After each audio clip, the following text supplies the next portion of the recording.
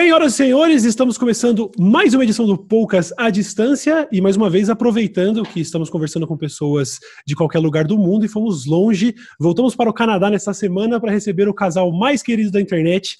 Eu posso ter dito essa frase para alguns outros poucos casais? Sim, mas é um hall muito pequeno de casais da internet. Você diz isso para todos, eu tenho certeza. Todos os casais. Nilson e Leon, que grande prazer ter vocês aqui comigo, de verdade. Prazer é nosso. Eu tava doida para participar do Poucas. Pois é, eu queria muito, inclusive, receber vocês num contexto onde a gente tivesse uma variedade maior de assuntos, né? Mas acho que o cenário atual limita um pouco, né? Infelizmente. Limita bastante. Inclusive a nossa ida para o Brasil, né? Não tem mais voo, praticamente. Ah, vocês estavam planejando vir nos próximos dias? A gente iria para ir, na verdade, agora, em abril. Era nosso plano. Sim. E como que tá essa situação de... Bom, enfim, vocês estão longe do Brasil agora, mas obviamente existem vantagens e desvantagens de estar longe daqui agora. Como que tá sendo acompanhar toda essa situação do Brasil e como está sendo estar aí no Canadá nesse momento? Olha, em termos da nossa segurança, do nosso bem-estar casal Leon e Nilce, a gente está muito protegido, porque não só estamos no Canadá, como estamos nas montanhas do Canadá. Então, assim... A gente mora no meio do nada. Esse é um detalhe que talvez parte da audiência não saiba. A gente mudou recentemente para o lugar, na Terra do Urso. A gente está na floresta. Né? Na floresta. Eu vi, inclusive, o Leon no Instagram, saindo agora há pouco nos stories, na floresta. Quer dizer, vocês estão realmente... É o nosso quintal, tipo, literalmente.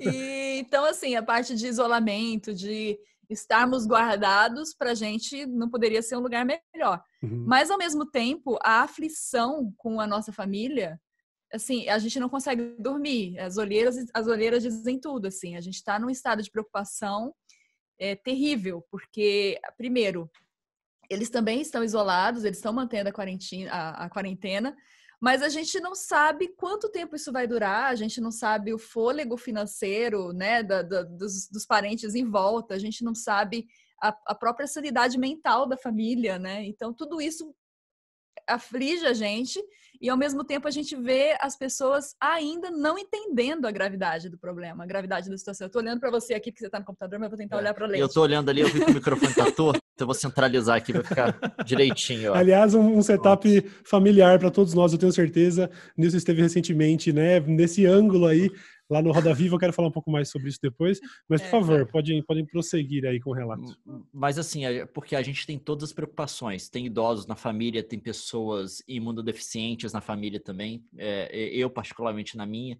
Não, na minha também. Na sua também. E aí, a gente está, de fato, preocupado com as coisas aí. A gente tentou organizar tudo que a gente podia ter organizado daqui.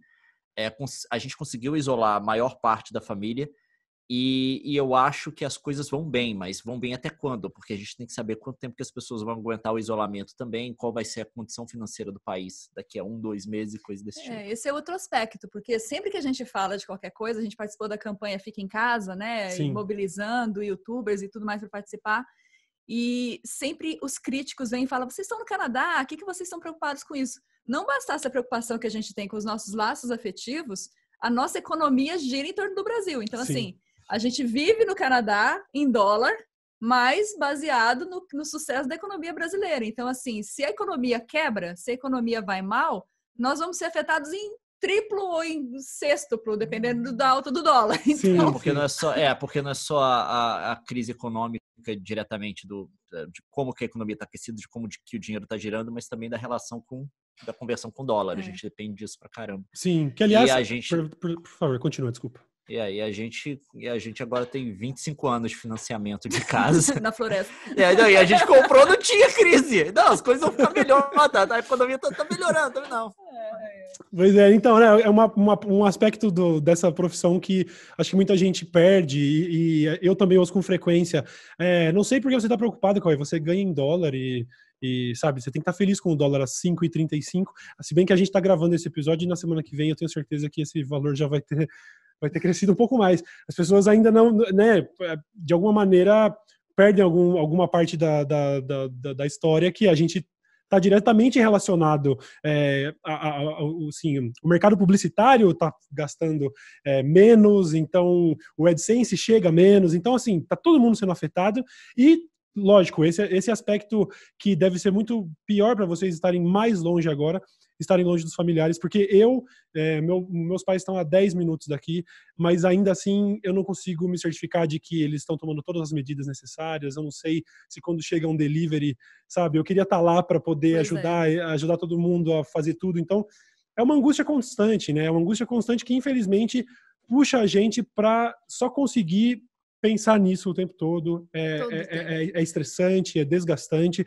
e especificamente aqui, além de tudo, é muito frustrante, né? Quer dizer, eu não acho que, talvez, eu não sei se existem outros países que, nesse momento de pandemia, têm que lidar com esse sentimento ruim de, sabe, de sentir raiva, de ter que se indignar, entendeu? Isso é muito complicado, né?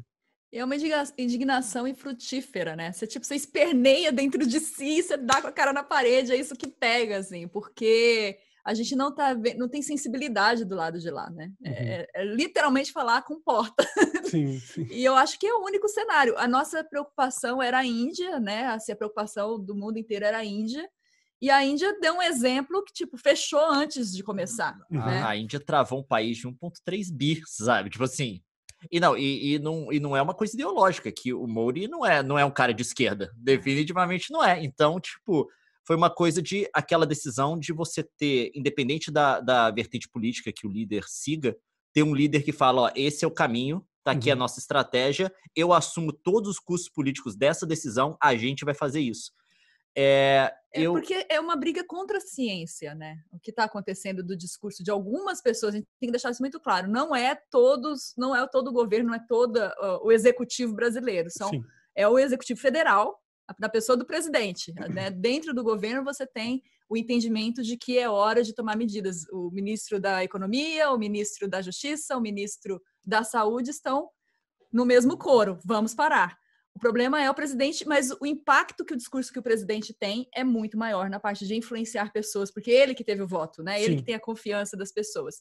E eu não conheço nenhum outro país, o México estava caminhando por essa direção, mas retrocedeu diante do vislumbre da onda, né? Da tragédia que vem. O último ainda que não tinha adotado essas medidas era a Suécia, se eu não me engano, e já anunciaram. E já revisou, já se né? arrependeu. O Japão, inclusive, né, anunciou que vai ter que tomar novas medidas. O Japão que também estava sendo usado como exemplo desse suposto isolamento vertical, seja lá o que isso queira dizer.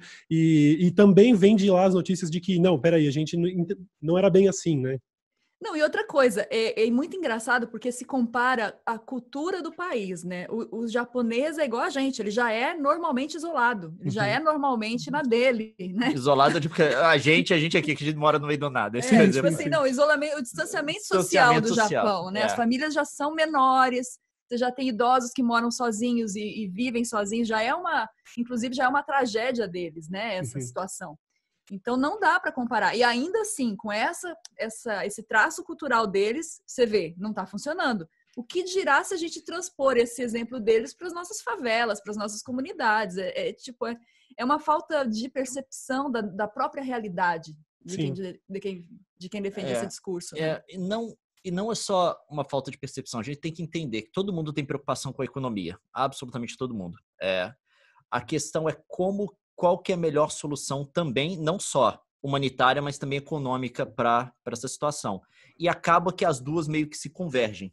Economistas, também médicos, especialistas, virologistas, enfim, eles se convergiram na opinião de que a gente isolar agora, achatar essa curva, é o caminho mais rápido para a gente poder conter a crise e poder voltar depois retomando a nossa atividade econômica. Não é uma coisa que a economia e a ciência estão se divergindo em relação nesse sentido. No Brasil, a gente está tendo esse debate. Porque eu não sei, porque nos Estados Unidos esse debate acabou. O Trump, que no início da crise estava levantando a bandeira dessa coisa da questão econômica, da produtividade, coisa do tipo, ele já cedeu, ele viu o tamanho da crise, já vestiu o chapéu dele de presidente em tempo de guerra e já está tomando todas as medidas que os médicos estão pedindo. Sim. E no Brasil a gente não teve esse nível de decisão executiva. Do presidente, teve dos governadores que estão comprando a briga, nível de decisão executiva, eu digo no sentido federal, de ter um líder que vai falar assim, ó, tá aqui o caminho, essas são as políticas que a gente vai adotar, tá aqui a estratégia, tá aqui o plano para os próximos meses. Se precisar revisar, a gente vai revisar igual o Boris Johnson fez no Reino Unido. Ó, a gente vai revisar em 3 semanas, vai ver se precisa ou não, e tudo, sabe, aquela pessoa que senta na frente da televisão e fala, gente, tá aqui a crise, esse é o plano. No Brasil, até onde eu sei, é o único país em que a gente não teve isso. Pelo menos não o único país democrático. Sim. E eu acho especialmente frustrante porque se a gente acompanhou o Bolsonaro seguindo os passos do Trump o tempo todo, e no momento mais crítico, onde o Trump anuncia medidas que são realmente pessoal, a gente entendeu que para salvar vidas a gente precisa para praticar o isolamento, vocês precisam ficar em casa. Nesse momento eu recebi essas notícias do Trump com certo alívio, porque eu pensei, poxa, sim, agora ele copia e tá tudo certo. Mas ele resolveu não copiar essa, não sei por quê, eu não consigo, isso é mais... É uma frustração que eu fico tentando entender, porque é isso, a economia, a gente já tem o case, eu não sei até onde isso pode ser traduzido para a situação atual, mas a gente pega aquele case da gripe espanhola e compara que economicamente os lugares que menos praticaram isolamento, a longo prazo, eles se prejudicaram mais economicamente, porque, enfim, quando você tem uma pilha de cadáveres, isso também tem um custo a médio, a longo prazo, né? Gente morta no movimento da economia, etc, etc.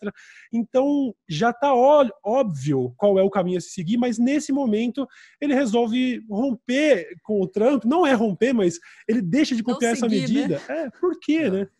Não, e o Trump está sendo um dos mais radicais dos presidentes em adotar medidas para combater combater epidemia em geral.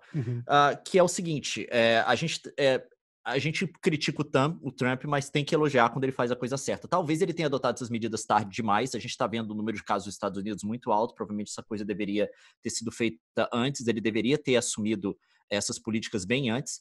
Mas a questão ele fez certo. Ele fez certo, ele está fazendo coisas muito radicais. Tipo assim, agora ele está querendo obrigar as fábricas a fazer respiradores, quer obrigar a 3M a não exportar máscara para o Canadá, por exemplo, que é um dos problemas que está tendo diplomático aqui, porque o Canadá é quem exporta a polpa que eles usam para poder fazer aquele tipo de máscara específica nos Estados Unidos. Então tá tendo esse treco aqui, tá? Você quer proibir? Proíbe. Vai fazer com o quê? Não tem máscara para ninguém, né? Aí e a 3M tá tentando evitar exatamente por conta disso, porque senão a produção dela para. Pro Canadá, a gente não sabe para os outros países, a gente não sabe para os outros países, porque ela depende, o Canadá exporta muito produto relacionado à madeira e coisa do tipo para os Estados Unidos. Sim. Então, ele está tomando todas essas medidas, está sendo extremamente radical até em algumas coisas que ele está fazendo, porque ele entendeu. Não que eu aprove tudo que ele está fazendo, esse negócio de ficar confiscando o respirador brasileiro, de ficar proibindo de exportar, de mandar avião para a China para tentar comprar as cargas que estão saindo para os países no aeroporto, pagando 4 vezes mais, enfiando no avião dele e mandando de volta. Sim. A galera está reclamando, a China não está mandando os respiradores. Não, quem está parando os respiradores é os Estados Unidos. E tá fazendo leilão lá, né? Isso tem que ficar claro. E claro também que bom que ele está tomando atitudes a fim de combater a Covid, mas é importante ressaltar que Nova York é o epicentro da pandemia no mundo, que, coincidentemente ou não, é onde fica Wall Street, é onde ficam as torres do Trump e tudo mais. Então, a gente não saberia sequer se essa atitude seria a mesma se isso acontecesse, sei lá, no Mississippi. Então, está acontecendo em Nova York. Não, ele é de Nova York. Ele é de Nova York. Porque, assim, bateu nele. E ele entendeu a gravidade do negócio. Inclusive, assim, o Trump não está pensando... Assim, eu tenho altas reservas com o Trump, é claro. Eu não acredito que vidas apenas o moveriam, sabe? É claro que é o interesse dele. Sim. Não, mas eu acho que ele tem uma ilusão de querer ser... Acho que ele aceitou isso quando ele viu que ele queria ser um presidente de tempos de guerra nos Estados Unidos. Sim. São presidentes que ficam marcados, assim. E ele está vendo essa epidemia como sendo a chance dele de poder ser um presidente em tempos de guerra, contanto que ele já se gabou no Twitter do Ibope que ele está conseguindo na televisão com as declarações dele. Sim. Que é uma coisa assim, no meio da crise, ele fez uma série de twitters, tipo, retweetando, republicando coisa, falando que os ratings dele, tipo, nos Estados Unidos, das transmissões dele na televisão estão muito altos. Mas, enfim, o Trump é outra coisa. Agora, essa pergunta de o que move o nosso presidente a insistir num erro contra toda a opinião do mundo inteiro, não é? A gente tem que entender que é uma pessoa virando chacota, na verdade, no mundo inteiro, porque hoje, na imprensa aqui e na imprensa na Europa, todo mundo... ninguém entende, né? Sim. As pessoas fazem chacota. Ele virou personagem de charge. O que o move? Qual interesse o move? Eu não sei dizer, porque ele só tem a perder também. Sim. A popularidade dele despencando, a economia não vai resistir a essa insistência. E agora, sim, ele me vai à televisão, ele vai falar com os seguidores dele que ele não hesitaria em tirar o ministro da Saúde, porque o ministro da Saúde é vaidoso, tipo... Não, ele pediu humildade do ministro da Saúde. A gente pede a humildade dele, porque ele que não é o médico e que não tá... A pessoa que não tem o conhecimento técnico sobre isso, na relação, é ele, não é o ministro, né? Sim. Então, mas é isso que acontece numa época de pós-verdade, de dizer coisas que estão registradas na imprensa para depois dizer que nunca disse. Existe, acho que talvez o fator mais grave dessa crise toda é a negação da ciência e eu não posso evitar de pensar que talvez haja um plano maior aí, porque... Sabe, me parece que essa instabilidade poderia servir a um propósito. Me parece que a demora para liberar o pagamento da renda básica emergencial serve a um propósito. Me parece que caos sabe, incitar o caos urbano, de alguma maneira, criaria um cenário onde ele pode finalmente realizar o sonho dele, que a gente sabe qual é, entendeu? Ele falou isso, né? Ele declarou isso, que ele queria que as pessoas pedissem mais, fossem mais, né? Querendo incitar a população. Que o povo deveria pedir a reabertura. Tipo... Pedir, inflamar o povo. Isso é desenhado. A gente estuda história e o que a gente vê é um grande déjà vu, né? Sim. Das coisas, o mesmo discurso, as mesmas ferramentas, a mesma estratégia para instalação, um combate a um inimigo que não existe, para instalação de algo autoritário, de um regime autoritário. O problema é que agora a gente tem um inimigo que existe. Sim. Esse inimigo que existe, ele não está sabendo enfrentar, ele não sabe enfrentar inimigos que existem. Só que esse inimigo que existe, ele não está calculando também, ele está querendo fechar os olhos para ele, ignorar, e ele não sabe o impacto disso. Eu não acredito que o caos vá resultar em algo bom, em algo bom, não. Eu não acredito que o caos resulte no que ele está ambicionando, que é ter ali total liberdade e implantar um regime em que ele reine, né, com os filhos, talvez. Eu não acredito nisso. Eu acredito, sim, que haverá um caos, mas ele vai ser uma das vítimas desse caos. Não, acho bem possível. A coisa do exemplo histórico, isso é claro, assim, essa coisa de buscar o caos, insuflar o caos para buscar mudança política. Isso existiu em várias épocas da história. Não tem como negar no século XX. O século XX é um exemplo claro disso.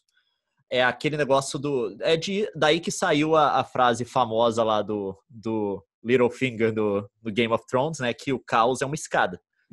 E de fato, isso acontece na história, existe, inclusive, se não me engano, historiografia, muito debate sobre isso. E eu acho que é isso que ele está tentando.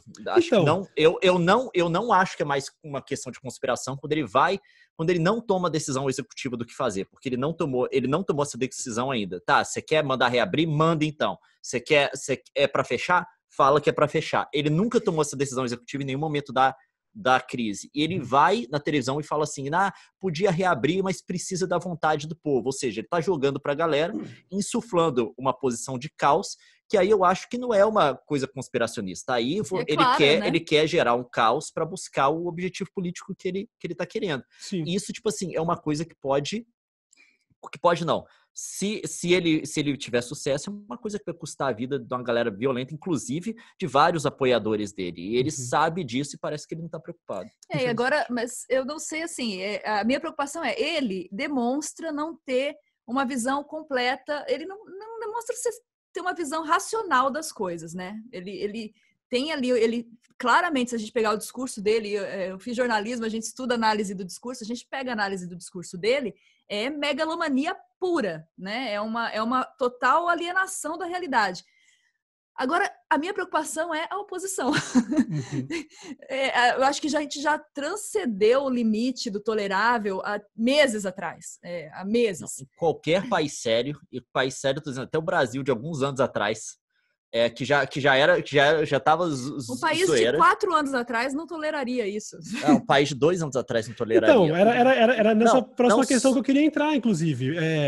Por que isso acontece? Porque o que me parece também é, de repente, dentro da Câmara dos Deputados, na figura do Rodrigo Maia e de outras figuras que poderiam tomar uma atitude agora, me parecem que eles têm todos os elementos. A gente tem uma dezena de crimes de responsabilidade que poderiam já ter sido levados para frente e resultado em alguma atitude, mas parece existir uma apatia que talvez seja do medo, sabe, por causa da íntima relação que ele tem com os militares e de que isso talvez fosse realmente a gota que transbordaria o pote e que resultaria no grande plano dele.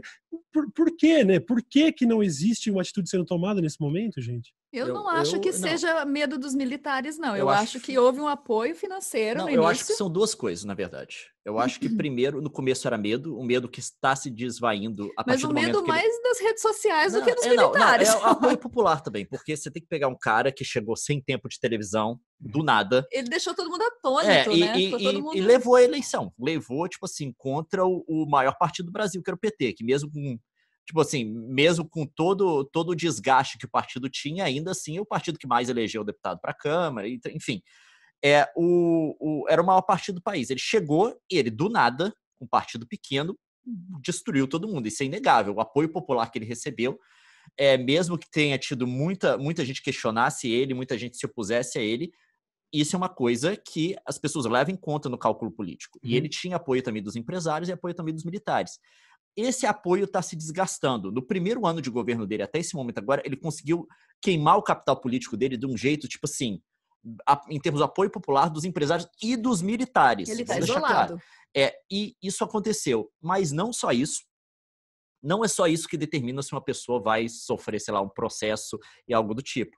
Tem também, você tem que convencer uma série de agentes, uma série de atores dentro da política brasileira que essa ruptura democrática nesse sentido, uma ruptura não constitucional, mas uma ruptura com o processo normal eleitoral brasileiro, que isso é uma coisa necessária. E muita gente tem reservas em relação a isso. Mesmo pessoas que se opõem ao Bolsonaro, que acham que ele não é uma boa escolha, muitas pessoas vão falar, isso agora, outro processo de impeachment agora, vai ser uma coisa muito traumática para o país e para o processo democrático brasileiro. As pessoas vão dizer, eu acho que isso não é uma coisa boa, vamos esperar as próximas eleições, vamos esperar e ver. Então isso a gente tem muito também, a gente não pode desconsiderar isso. Não é Mas eu acho que tem uma leitura aí, talvez uma leitura um pouquinho maior, assim, porque tem gente lucrando muito. Ele foi colocado ali. Ele não é um mago da comunicação e da política. Ele teve pessoas que o puseram ali. Então, a gente tem uma elite que usa esses caras, né? A gente tem aí, repetindo isso na história, o Jânio Quadros, ele, o Collor, que são pessoas que vêm do nada, mas eles vêm como um retaguarda que a gente não tá vendo, né? Ali a carinha, mas atrás tem um poder. E esse poder botou o Bolsonaro lá e lucrou no primeiro ano muito. Então, assim, teve um ganho. O agronegócio teve aprovação lá de como chama o veneno lá? O agrotóxico? Tipo aquilo ali. Assim, escancarou porteiras. Existe um poder muito interessado em ocupar a Amazônia. Então, assim, é terra, é valor, é poder, é um monte de valor que a postura do Bolsonaro de não ter postura, isso abriu as portas para que essas pessoas lucrassem muito. Acontece que isso tem também ali o contragolpe. E agora a gente está sentindo o contragolpe. E esses grupos vão perder, e vão perder muito também. É por isso que eu falo do desgaste com os empresários. Isso inclui também o agronegócio, que é agora, tipo assim, atitudes do governo, principalmente da ala ideológica do governo, né, que é uma ala que entra em choque com todo mundo, incluindo os militares.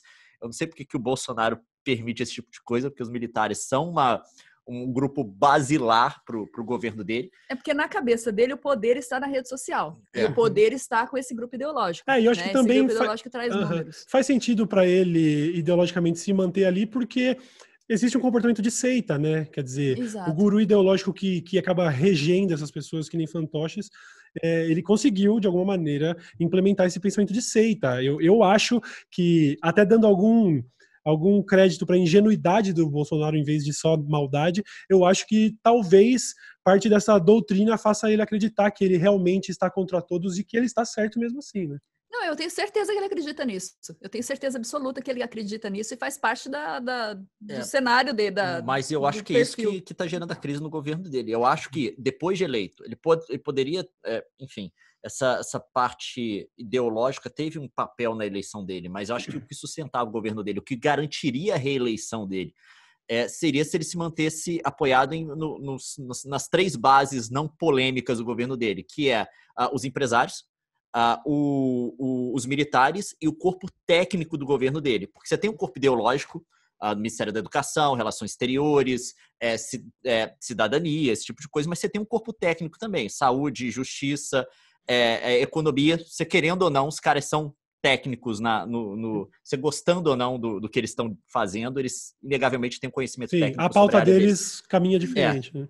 Então, se ele tivesse, na minha opinião, se mantido fundamentado nesses 3 pilares, a reeleição dele estava garantida. O governo dele, sabe, O Brasil ia sofrer muito, do mesmo jeito. Eu acho que o Brasil ia sofrer muito, mas ele não ia ficar tão isolado. Mas assim, a gente não está defendendo ele. A gente não está defendendo, eu estou dizendo que eu acho que muito da crise que o governo dele está sofrendo hoje é por conta de não perceber o caminho fácil que ele tinha pela frente para garantir a continuidade dele no poder.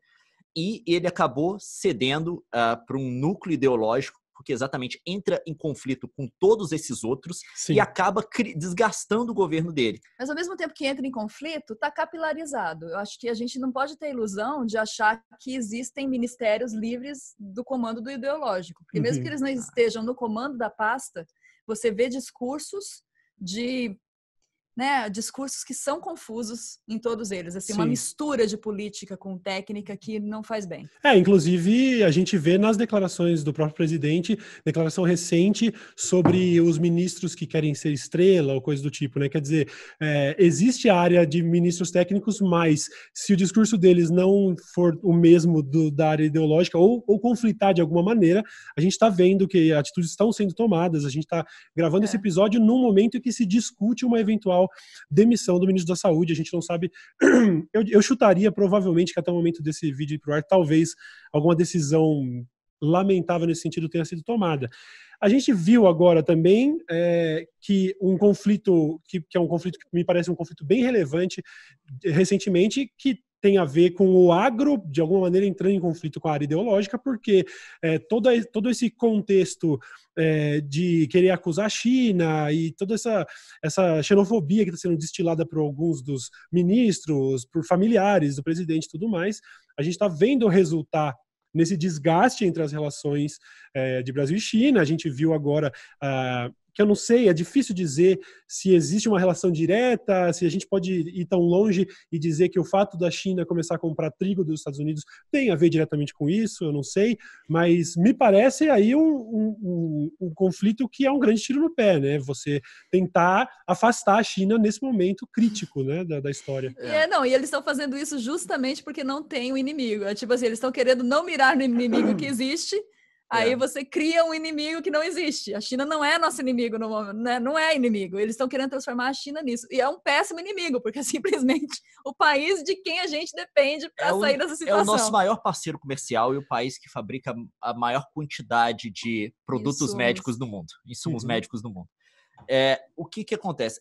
Isso é um problema muito sério, porque a gente está discutindo a demissão do ministro da Saúde e não do ministro da Educação, que fez uma postagem racista contra a China. Vamos deixar claro para todo mundo, isso daqui não é uma defesa da China. Ao que tudo indica, a China negligenciou o aparecimento do vírus, tentando até calar o médico, que foi o primeiro que falou do vírus, que acabou morrendo dele. E existe muita coisa que a gente não sabe o que está acontecendo ali por trás ainda, em termos dos números que o governo chinês está mostrando, porque é um governo ditatorial. A gente não tem como saber se aquilo é verdade ou não, não tem liberdade de imprensa. Mas a questão uma coisa é eu dizer isso, porque eu sou ninguém. Eu tô aqui, na minha capacidade individual, eu posso ficar aqui especulando sobre a bobagem que eu disser. A outra coisa é o deputado mais votado do Brasil, que é filho do presidente e presidente da Comissão de Assuntos Exteriores da Câmara, e o ministro da Educação. E o ministro de Relações Exteriores. Isso é outra coisa. Por quê? Porque aí é uma questão de Estado. Porque eu sou formado em relações internacionais, você não sabe, essa é a minha área. A primeira coisa que você aprende em diplomacia é o seguinte, que você não pode dizer tudo que você quer. Você não pode dizer tudo que você quer, porque as coisas que você diz tem uma repercussão também para o interesse do país que você está representando. Então, não é você como indivíduo que está se expressando, mas é você se expressando pelo seu país. Então, isso tem que deixar bem claro, não é uma defesa da China, mas é o seguinte, o Brasil não é uma megapotência. Quando a gente se engaja com outros países no cenário internacional, a gente tem que ser esperto, porque quando você não é o mais forte, você tem que ser o mais esperto, não tem jeito. E o Brasil definitivamente não é o mais forte. E deixou de ser o esperto. E agora, a gente sempre, em várias questões, a gente sempre foi muito esperto. A diplomacia brasileira é uma diplomacia que tem uma tradição, tipo assim, muito respeitada no mundo inteiro. Você vê aí como o Brasil, com o Barão do Rio Branco, como é que ele formatou, concretizou as fronteiras nacionais sem guerra e coisa do tipo. Na maior parte, deixa a Bolívia de lado por enquanto. E como que a gente, por exemplo, o engajamento que o Brasil teve na criação do Estado de Israel e coisa do tipo, você vê que é uma tradição diplomática que é muito respeitada. É uma tradição diplomática que funciona muito bem, que é muito efetiva. E agora, a gente tem nesse governo, nesse momento crítico, agentes do governo, da ala ideológica do governo, falando nas suas capacidades individuais, com as suas teorias próprias, sobre assuntos que têm um impacto considerável nas relações exteriores do país. Quando a gente está precisando ter uma boa relação com os nossos parceiros, porque a gente está no momento de crise econômica e também no momento de crise para ter acesso a insumos médicos.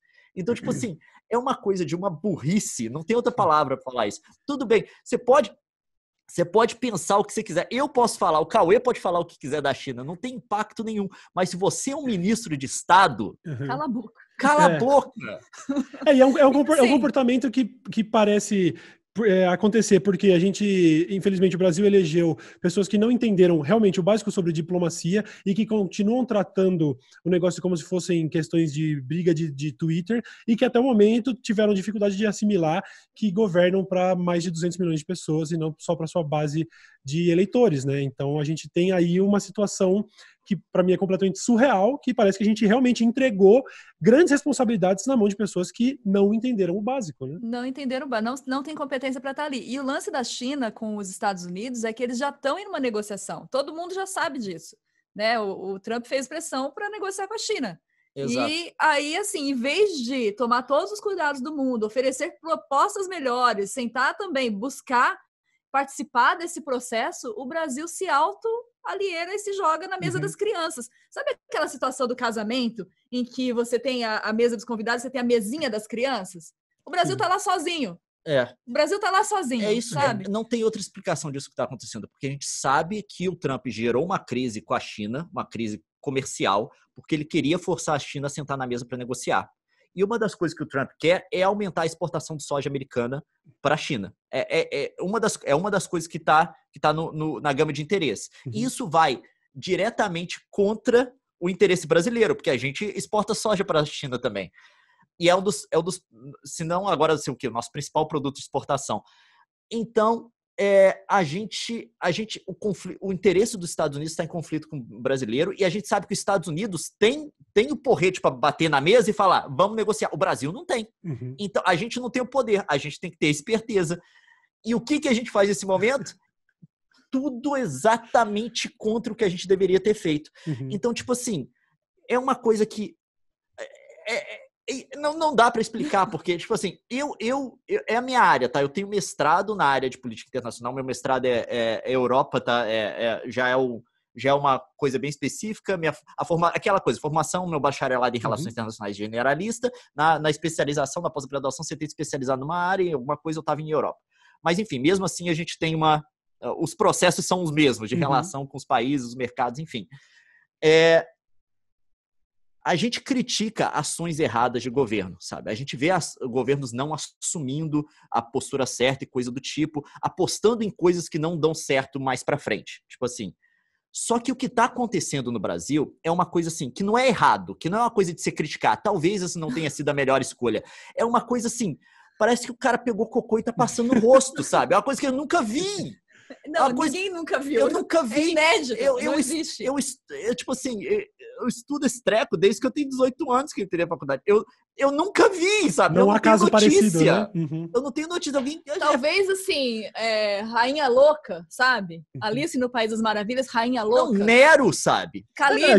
gente espera nós que o estamos nesse desfecho nível. seja o mesmo de Alice no País das Maravilhas, então. A verdade é que a gente fica frustrado em tempo integral, mas tendo que pensar, isso é um plano maquiavélico ou é imbecilidade pura na sua essência? Chega no ponto que a gente não tem como discernir, não é? Não, porque assim... Não, tipo, não, eu ainda entendo, por exemplo, o que o Eduardo Bolsonaro tentou fazer, que ele está tentando promover uma teoria contra a China, porque isso apela para a base dele, coisa do tipo, é assim que você mantém o grupo, principalmente se você é deputado, você precisa ser eleito, né? Você precisa ser eleito de novo, mas o deputado, assim, você não precisa apelar para todo mundo, você precisa apelar para um grupo X de pessoas que vão te reeleger.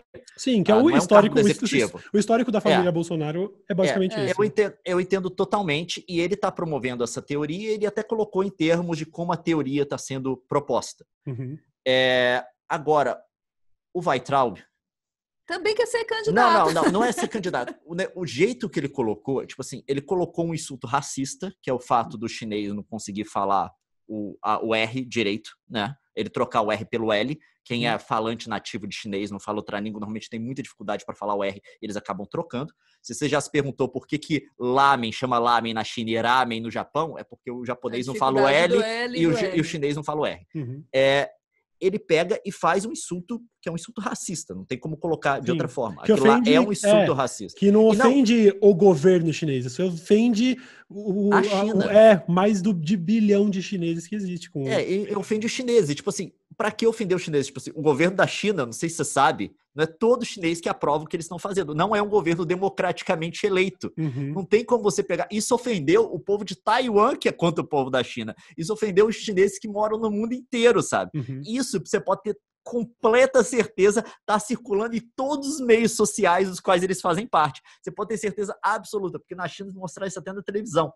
Então, tipo, é uma coisa que não faz sentido nenhum você fazer. Tipo assim, eu entendo até a lógica louca do Bolsonaro, do Eduardo Bolsonaro, de fazer isso.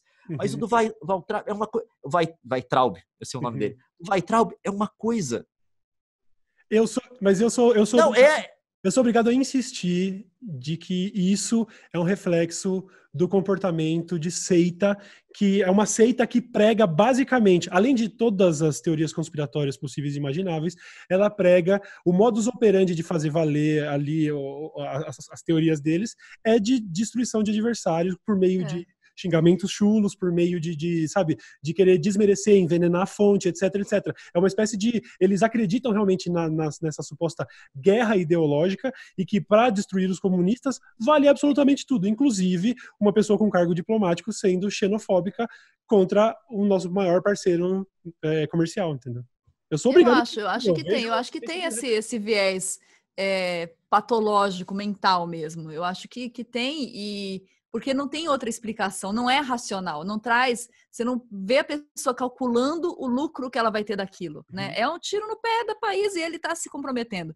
Historicamente, ele está colocando o nome dele na história desse jeito. Então, assim, a pessoa tem que estar bem perdida na realidade. E sim, eu acho que esse fator de seita é o que mantém o Bolsonaro lá, é o que mantém esse grupo lá. A gente tem uma parcela da população envolta no conspiracionismo, no obscurantismo que circula pelo WhatsApp, né? O WhatsApp parece artéria por onde passa esse veneno, e as pessoas assustadas numa situação de crise, o medo tende a aumentar, as pessoas tendem a ficar ainda mais desconfiadas, mais na defensiva, o que torna o terreno ainda mais fértil para fake news e para esse processo todo de contaminação. O único antídoto é a educação, não tem jeito.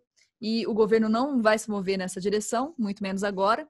Então, a gente está num momento em que, se houver adultos na sala, essa intervenção precisa ser agora. Ela precisa ser rápida e ela precisa ser cirúrgica, né? Eu não entendo essa demora em se tomar atitude. Eu entendo os medos, eu entendo os riscos, mas eu não consigo ver o Brasil sobrevivendo a mais 2 anos disso. Sim, sim. Eu acho que o Leon falou muito bem ali sobre não haver talvez um interesse no impeachment, porque talvez o custo disso para a democracia, para todas as nossas estruturas fosse muito maior, mas eu acho que sim, a gente chegou num ponto em que a balança, sabe, pendeu para o outro lado. Você me desculpa, mas o prejuízo de ter uma instabilidade na democracia e o país parar para mais um impeachment, é um problema menor do que manter um presidente que nega a ciência durante uma pandemia que vai custar a vida de muita gente, né? E assim, daqui a pouco a gente não vai estar falando de impeachment. Eu acho que, assim, nós vamos falar de crime contra a humanidade, crime contra o povo brasileiro, e aí é caso de polícia mesmo, sabe? Não é uma crise só política. A gente vai entrar em caso de crime, né? Não pode falar em genocídio porque é o mesmo povo, mas é um assassinato em massa, né? O que está acontecendo. Pois é. Eu acho que eu espero que esse cenário não se concretize. A gente tem forças no país que estão lutando contra isso. Os governadores brasileiros, independente da vertente política deles, eu não tô aqui aprovando nenhuma outra ideia de nenhum deles, mas independente da vertente política, eles agiram rápido. Eles conseguiram coordenar esforços até em um nível que eu não esperaria. Sim. E parece que a gente conseguiu endereçar muitos dos problemas que a gente teria se a gente não tivesse parado cedo. Mas a gente tem esse problema ainda com o governo federal, da falta de resolução e também de uma postura totalmente anticientífica. Não, mas, por exemplo, o Caiado, que é o governador de Goiás, né? Eu morei em Goiás há muito tempo, eu ainda me acompanho muito a política lá. O Caiado foi braço direito do Bolsonaro, um apoiador de peso, um dos protagonistas da campanha dele no Centro-Oeste e tudo mais. Um homem que tinha um respaldo e entregou esse respaldo, essa credibilidade dele pro Bolsonaro. E o cara tá indignado. Ele já vinha tendo um problema com o discurso, porque ele é médico, ele sabe da situação, já tinha fechado o Estado, mas agora ele vai enfrentar uma crise real, porque o Estado depende da venda da soja para a China. Isso quebra Goiás. Tipo assim, o esforço todo, isso arruína Goiás. Esse homem, ele vai ter que se manifestar. Ele, né, o apoio dele, ele vai ter que... É um apoio que certamente o Bolsonaro perdeu. Isso de alguma maneira, não com relação à soja, mas essa ruptura também se refletiu em vários outros estados.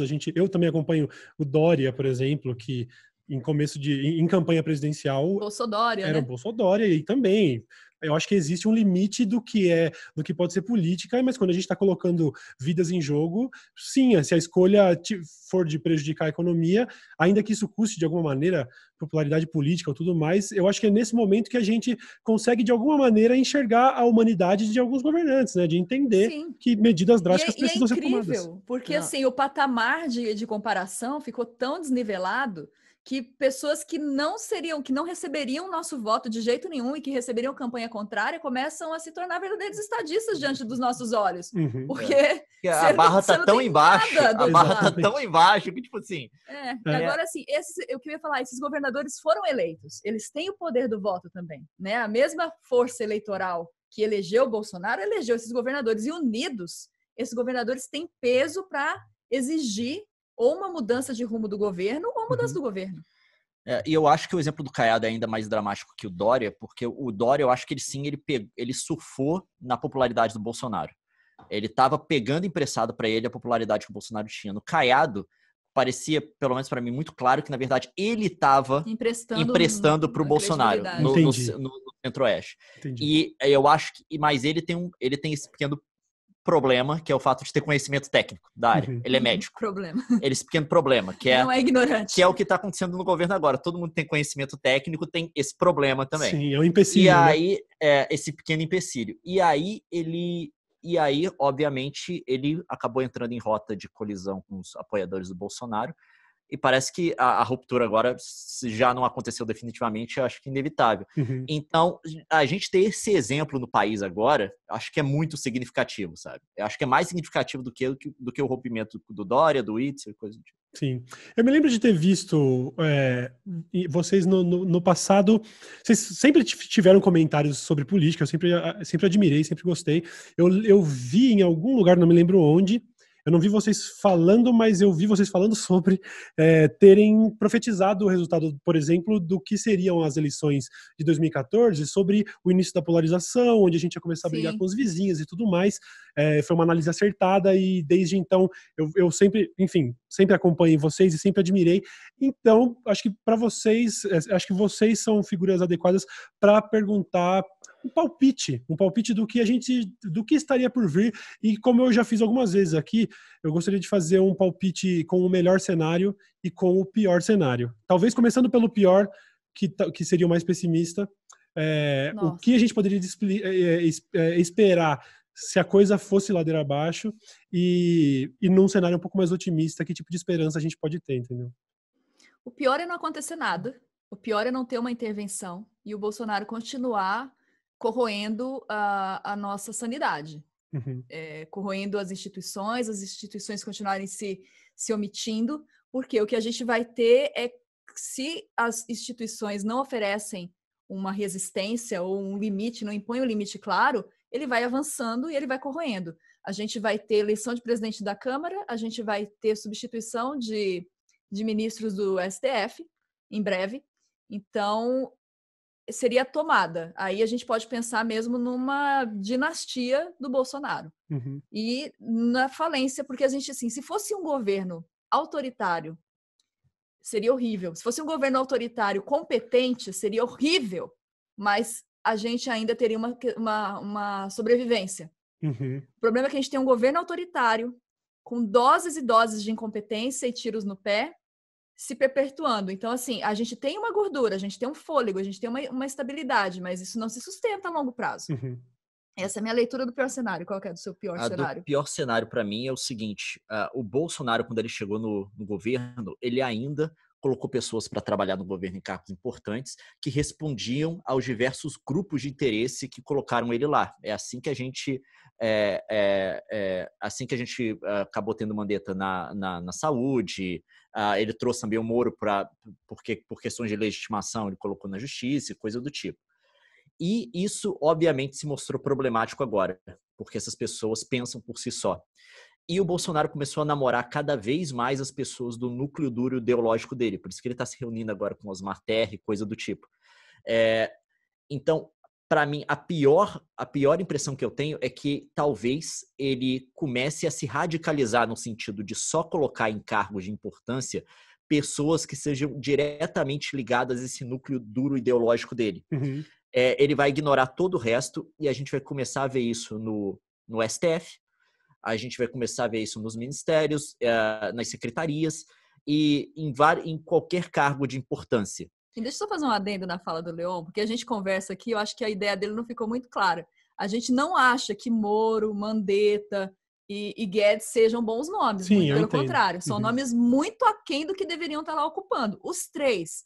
Mas ainda assim é a parte que não é a parte ideológica. Sim, não é isso? Ela tipo não assim, eles não têm uma submissão ideológica ao governo. Total. São partidos que são atores, são partidos que em determinado momento estiveram em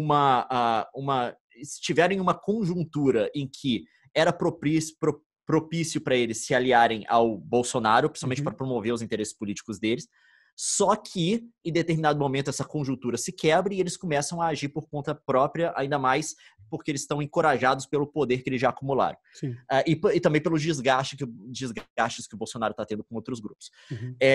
Só para deixar claro isso. Mas, assim, então eu acho que, a partir de agora, para mim, o pior cenário, primeiro, começa com o Bolsonaro se radicalizando e só apelando para estruturar o governo dele em volta de pessoas ligadas a esse núcleo duro ideológico. Você tem que prestar... Um aparelhamento completo de gente que age e pensa como Weintraub, como Ernesto Araújo. É o Osmar Terra na saúde. De gente que vai se submeter ao Bolsonaro. Porque o que acontece? O Bolsonaro, ele não quer ninguém acima dele. Então, assim, ele só vai permitir pessoas que se submetam a ele. E para isso você tem que ter um nível de moral e de caráter e de postura inferior ao do Bolsonaro. Então, assim... É desse tipo de pessoa que a gente está falando, né? Essas pessoas vão se submeter totalmente ideologicamente. E aí que são as pessoas mais idiotizadas que a gente já viu no governo Bolsonaro nos últimos anos da política brasileira, talvez. E assim, isso para mim é um problema, e depois isso daí aprofundar uma crise institucional no Brasil que pode acabar com uma ruptura democrática, ou com uma ruptura democrática dos dois jeitos, sabe? Ou o Bolsonaro consegue se perpetuar no poder de alguma forma, constrangendo certas instituições, como acontece tipo, na Turquia e coisa do tipo assim, ou a gente pode ter uma ruptura democrática no sentido do que aconteceu em 64 mesmo, de ele deixar o alto oficialado das Forças Armadas brasileiras ficarem tão contra esse núcleo ideológico do governo que eles mesmos vão organizar a ruptura. E aí a gente tem um cenário que também é extremamente crítico, é catastrófico, coisa do tipo. Para mim, esse é o pior cenário. Sim. São os dois. Até porque me parece, aí eu já não sei exatamente, mas as Forças Armadas estariam muito mais alinhadas com o Mourão, por exemplo, e talvez o melhor cenário possível ainda teria uma figura que já demonstrou também diversas vezes que não é muito melhor do que a maioria das pessoas que integram o governo, né? Mas uma coisa é o Mourão chegar lá sem uma ruptura do regime constitucional que a gente tem. Vamos colocar assim, tá? E outra coisa é ele chegar com essa ruptura, ou qualquer outra pessoa das Forças Armadas. Eu acho que esse é o pior cenário para mim. Agora, o melhor cenário... Cara, é difícil pensar num cenário que seja bom, né? Menos ruim. Isso, menos ruim seria mais adequado. Menos ruim. Menos ruim é tomar uma atitude agora. O Congresso se responsabilizar pelas atitudes e falar, a gente tem um custo alto para ser pago, mas a gente precisa pagar esse custo agora. O melhor dos cenários para mim seria uma coalizão, sabe? Um momento de pacto nacional, uma coalizão das oposições, que hoje é tudo aquilo que não é bolsonarismo. Você tem direita, você tem centro-direita, centro-esquerda, esquerda. Tudo que não é bolsonarismo hoje é a oposição e a esquerda. Sim. Seria uma coalizão que envolvesse essas lideranças com diálogo. E seria o melhor cenário, mas é o cenário utópico, porque eu não vejo essas lideranças interagindo. Então, no cenário menos ruim, é a gente depender do centrão do Congresso, se sentir prejudicado, da bancada ruralista, das pessoas que puseram Bolsonaro lá a tentarem que ele deixou de ser uma aposta lucrativa e interferirem. Ou colocando ordem na mesa e mantendo o Bolsonaro lá como uma figura decorativa, para passar, né, tipo decorativa, mas que cumpra aí esse período para não criar uma crise, mas que ele esteja sendo guiado nessa transição, o que eu também não acho que seja possível, porque ele não é essa pessoa, ou que ele saia de alguma medida. Hoje, assim, a gente tem um problema porque essa parte, ele foi muito engraçado, né, porque toma umas atitudes tão burras em umas situações, mas é tão esperto em outras. Ter rompido com a escolha do Procurador-Geral da República, não aceitado a lista tríplice, colocado alguém dele, deu para ele uma blindagem que hoje, assim, a gente não... Ele teria que responder pelos crimes que ele está cometendo. Ele tem cometido crimes de responsabilidade a rodo.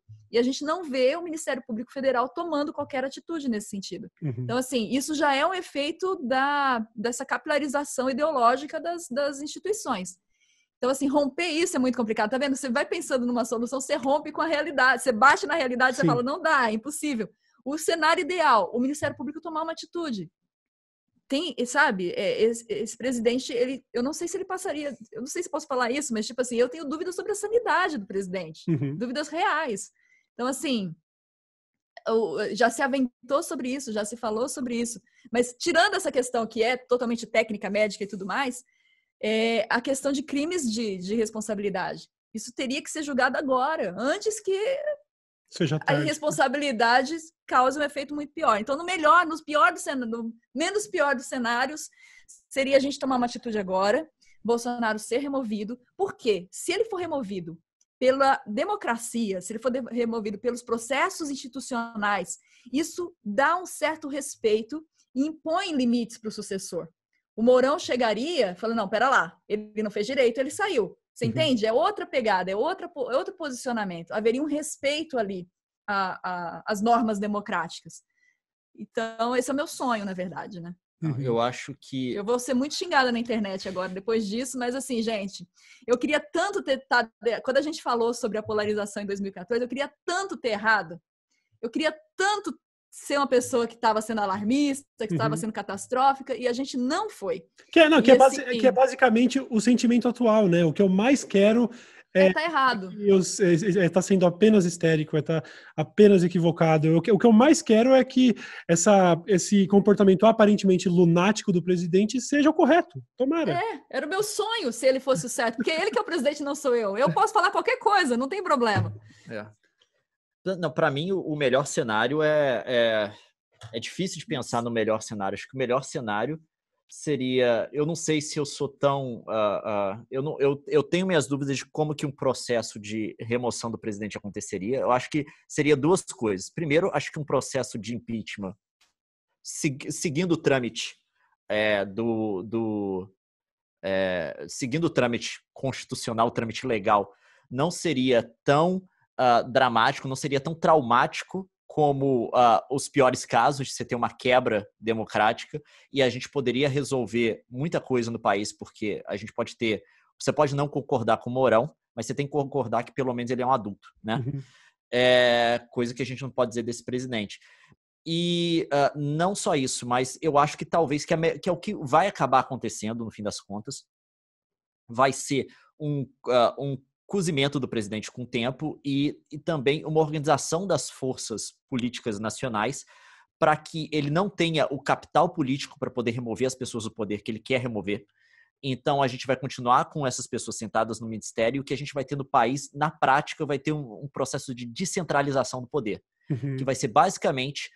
esses agentes estaduais que a gente está vendo agora, os governadores e coisas do tipo, vão ter muito mais autonomia, muito mais poder do que jamais tiveram, porque eles vão começar a negociar diretamente, como já estão negociando, com o Congresso Nacional para gestão de coisas no país. O presidente vai passar a ficar cada vez mais isolado. Eu não sei como é que o Bolsonaro vai reagir em relação a isso. Talvez o Exército consiga acalmar ele no sentido de... porque o Exército é capaz de fazer a ameaça que ele teme, né? Fica quieto, senão... Eu acho que o que vai acabar acontecendo vai ser exatamente isso. A gente vai ter um presidente cada vez mais figurativo e um processo de descentralização do poder no país até as próximas eleições. E aí, esse processo de descentralização vai ser promovido pelo Congresso e pelos agentes estaduais e governadores e vai ser, até onde eu imagino, apoiado, inclusive pelo Exército, pelas Forças Armadas brasileiras, aqueles que vão manter o presidente em xeque. E aí a gente vai ter esse cozimento do presidente até chegar nas próximas eleições e outra pessoa vai ser eleita. Só que aí com ele vamos ser cozidos todos. Com ele... Não, porque no Brasil é assim que a coisa acontece, tá? Vai ser tipo assim... Evitação de conflito. Vai ser... Eu acho que é isso que vai acontecer. Se você levar aí é uma a presidência pessoa no banho-maria até 2022. Só que aí vamos ser todos nós, vamos sentir a panelinha esquentar. Se você é uma pessoa que sempre defendeu descentralização de governo, o pessoal aí, meio ANCAP, coisa do tipo, que gosta de um governo que tem uma união central fraca e tem um poder local mais forte, não é ANCAP, eu sei, qualquer pessoa que gosta de um governo descentralizado, federalista, sei lá qual nome se dão para essas pessoas, acho que vocês vão ter um cenário que vocês vão aprovar no país. Qualquer pessoa que espera um governo central forte para tomar as decisões necessárias e poder guiar o país numa direção que não permite que os estados se destoem e outras forças do país puxem ele para o lado que quiser, eu acho que essas pessoas não vão gostar muito do cenário. Nossa, eu queria tanto que você tivesse errado e eu certo, mas tudo bem. Eu acho que é isso que vai acontecer. Eu acho... Pior que eu gosto dos dois argumentos, acho bastante plausíveis. Prefiro o da Nilce, mas acho que o do Leão tem pouco... Não, eu tô dizendo que eu prefiro, eu tô dizendo que eu acho que vai acontecer. Não, sim, aqui sou eu apenas. Eu queria já caminhar para o final do nosso papo, falando um pouco sobre como eu acho mega admirável que vocês tenham se posicionado. Eu tenho visto, inclusive, que diante dessa crise pandêmica, eu vi algumas figuras que nunca tinham comentado nada relacionado à política, resolvendo sair do armário de vez, porque a situação era extrema demais para a gente continuar em silêncio, mas vocês fazem isso desde antes, não é de agora. Eu já acompanhei em outros momentos vocês se posicionando. Eu queria saber de como que está esse feedback com relação ao ódio dessas pessoas. A Nilce teve agora na bancada do Roda Viva, é uma exposição gigantesca, eu imagino que exista toda uma base bolsonarista promovendo ataques e tudo mais, e obviamente, tentar finalizar, pelo menos num tom otimista, uma palavra sobre a importância de estar posicionado nesse momento e de não ficar em silêncio, não ficar imparcial em cima do muro, entendeu? Liga um clique, né? Eu acho que, assim, eu tô bem exposta, eu tô mais exposta que o Leão porque eu sou mulher. Então, assim, as pessoas, essa ala bolsonarista, eles escolhem, né, e ataca a mulher sempre. Isso é engraçado isso, porque aqui a gente pode tirar a média em casa. Somos dois. A gente pode tirar a média dos dois. Quando a gente fala qualquer coisa, quem recebe uma quantidade de ataques, tipo assim, eu não sei se é por ser mulher, eu vou supor que seja, eu vou assumir que seja, tá? Mas a Nilce recebe muito mais ataque do que eu. Tipo, uns 70%, assim, é mais. Mas o que acontece? Eu acho que de tanto esses ataques acontecem, é difícil falar isso, porque a pessoa, tá mentindo, mas, ó, diante de Deus, tá? Com toda a sinceridade do mundo, não me afeta. Inclusive, cada vez que me xingam, parece que eu cresço mais. É incrível. Cada ataque que eu recebo depois um convite para aparecer em algum lugar, sabe? Então, assim, chegou num ponto que eu assimilei que isso vai fazer parte da minha vida. E eu sinto... É complicado, porque parece fingimento que eu vou falar, mas eu sinto pena real dessa galera, mas muita pena. Eu me compadeço. Eu bloqueio todo mundo que me ofende. Bloqueio sem dó nem piedade. Tenho lá, acho que umas 50 mil contas bloqueadas. Não sei, eu tô chutando assim, eu não leio. Não, talvez não deve ser. Não deve ser tudo isso. Essa vida inteira bloqueando. Não, porque você tem os apps que bloqueiam, né? Mas enfim. Eu tenho muita gente bloqueada porque eu não admito, eu acho que eu tenho ali também um papel, no Twitter principalmente, um papel pedagógico. Tipo assim, eu não vou tolerar a falta de educação. Eu não sou mal educada com ninguém. Eu não sou agressiva com ninguém. Eu critico o presidente. Isso acho que é papel de todo cidadão brasileiro criticar as autoridades que estão ali eleitas. Mas eu não, com a pessoa que está interagindo comigo, eu não ofendo, eu não agrido, eu não ataco. Então eu passo do limite que se a pessoa me atacar, vai ser bloqueada. Sim. Feito esse exercício, eles falarem de mim na rede deles e me xingarem e falarem... Gente, eles falam de tudo, eles falam do nosso relacionamento, eles falam da minha família. Assim, não me afeta de jeito nenhum. Então, assim, para mim, durmo de boa, meus rendimentos não mudaram, sabe? A minha posição de publicidade não afeta. Muito pelo contrário, toda vez que eu recebo um ataque, eu recebo um convite, eu recebo alguma proposta. Então, continuem. Sim. Por favor, pode, né? Não. E acho que assim, acho que o nosso lugar na história é assim, a gente tem que assumir posições. Essa posição é muito clara. Você tem um lado que está levando o país para a ruína. Todo mundo, é igual o Titanic afundando. O Titanic afundou, quebrou no meio, todo mundo tem que subir para o outro mastro, sabe? Então, assim, hoje a gente tem que ver todo mundo correndo para o lado oposto. Quem tem um pingo de racionalidade, um pingo de compromisso com a sociedade, um pingo de interesse no próprio futuro, tem que correr para o lado oposto. Sim. Então, assim, Desculpa te interromper. É só porque é que tem aí um fator que também ajuda a aguentar o hate e tudo mais, e o motivo disso não atingir é justamente a coisa tá tão acentuada, é um pensamento tão lunático estar ao lado do Bolsonaro em qualquer situação. No contexto atual, que não receber a represália dessas pessoas seria um termômetro estranho. Quer dizer, eu acho que o mínimo para uma pessoa, a base do bom senso para conviver em sociedade é receber a antipatia de um bolsonarista em abril de 2020. Quer dizer, é perfeitamente... Eu acho que é um indício de que o trabalho está sendo bem feito, né? Não, de que pelo menos você não tá maluco. Então, assim, o lance eu quero que marquem meu antagonismo. Igual eu recebi um Twitter de um rapaz, descobrindo a roda, ele virou e falou assim pra Nilce, sua militância de oposição está muito clara. Que decepção, você não esconde mais. Eu falei, meu filho, quando foi que eu escondi? Tipo assim, que bom que agora você que tem essa dificuldade de entender a clareza, tá entendendo com clareza, porque eu quero realmente que seja claro. Eu sou oposição a esse governo. Então, assim, nós somos, né? Então... A questão é que, pelo menos pra gente, a gente tá vendo, porque a gente começou a ser atacado desde o começo, que a gente era... Antes ele foi eleito. Nós somos figuras que têm alguns... entidades? Que as pessoas que acompanham na internet, a gente não é tão grande quanto algumas que existem por aí, mas a gente tem um número. E a gente começou a se opor muito cedo a isso, mesmo antes na eleição e coisa do tipo.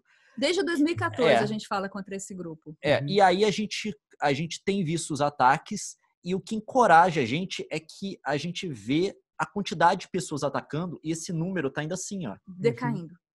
Tipo assim, porque a gente começou muito cedo, quando esse governo tá bombando, quando ganhou a eleição, quando a galera... E, pessoas tipo assim, que xingavam a gente por ser oposição ao governo, hoje são oposição ao governo. tipo assim, não, a gente... E tem, inclusive, personalidades que já retuitaram a gente criticando e coisa do tipo, e hoje tá todo mundo sendo atacado pela mesma galera, porque em algum momento a ficha caiu.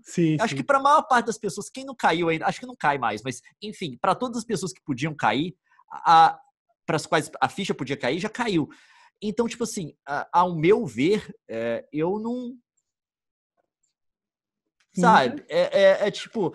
não, recentemente a gente tem uns marcos, assim, coisa que a gente não fazia. Por exemplo, a gente tem o canal Coisa de Nerd, que é basicamente para informação e entretenimento. A gente fala de tecnologia, fala de várias coisas.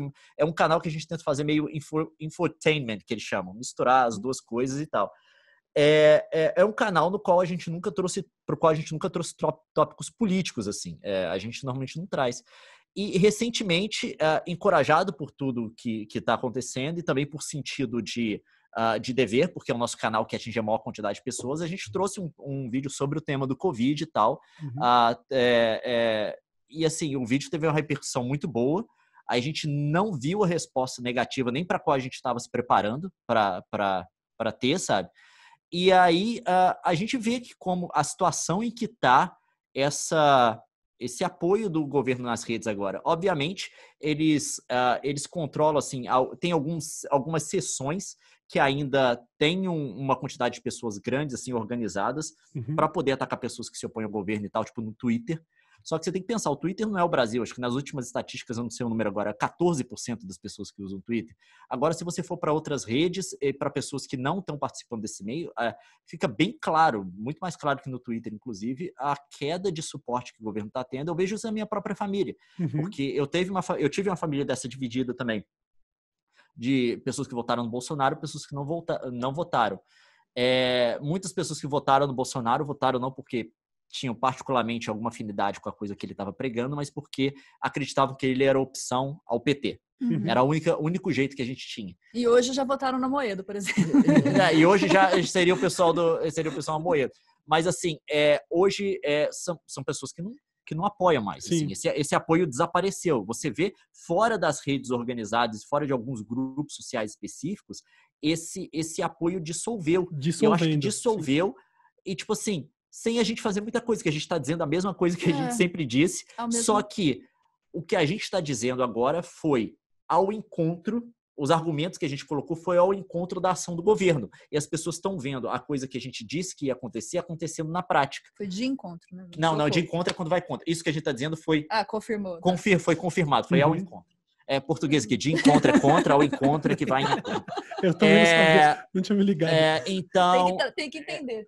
Então, tem uma jornalista aqui em casa e fez aula de português na faculdade, eu tenho que me defender disso. Eu sei essa, tá? Eu sei essa. O Leon, às vezes, ele vai pra parte, assim, às vezes ele se comunica e eu sei que a nuance desapareceu, né? Eu falei, meu bem, você tem que ser um pouco mais claro do que isso, porque você vai ser mal interpretado. Eu já antecipo a falta de interpretação. É o problema que a gente tem na internet, porque eu tava treinando, né? Eu abandonei a carreira acadêmica. Eu tava treinando para ser pesquisador, tá? Quando o YouTube aconteceu. Ele aconteceu antes de eu mandar o meu projeto de doutorado. Uns meses antes. Foi. Eu falei, não, então eu vou fazer isso aqui. Aí o YouTube aconteceu.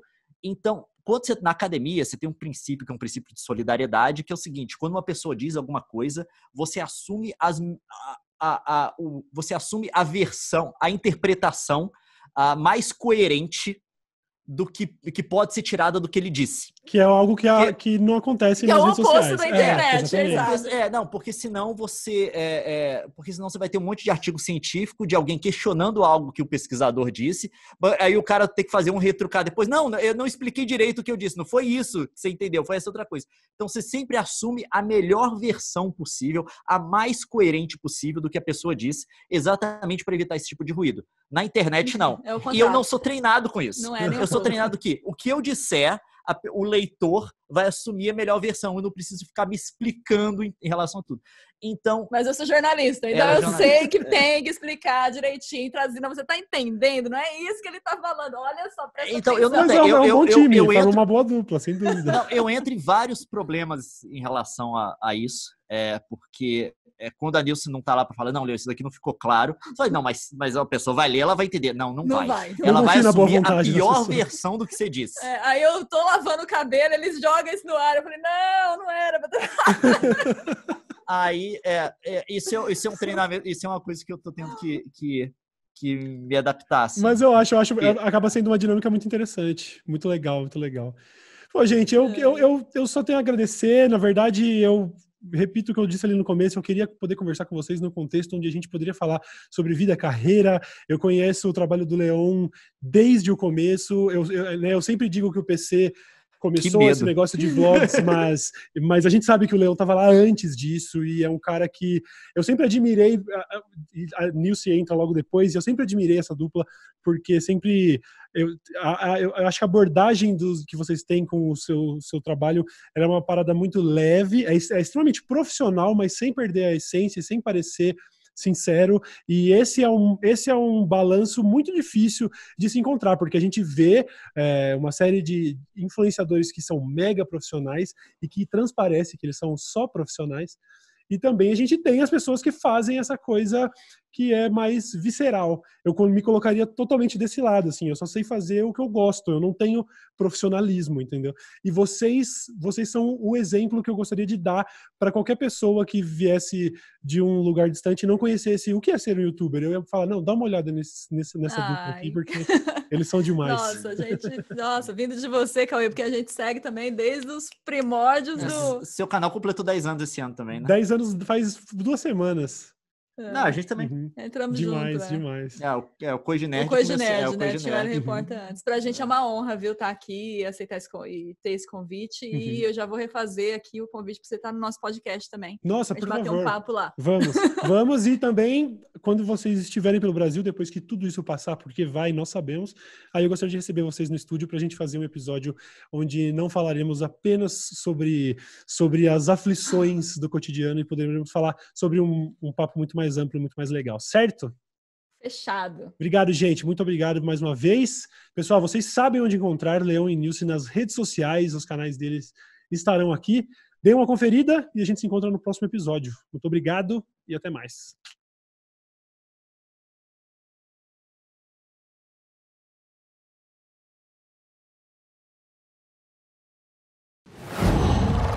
Uau!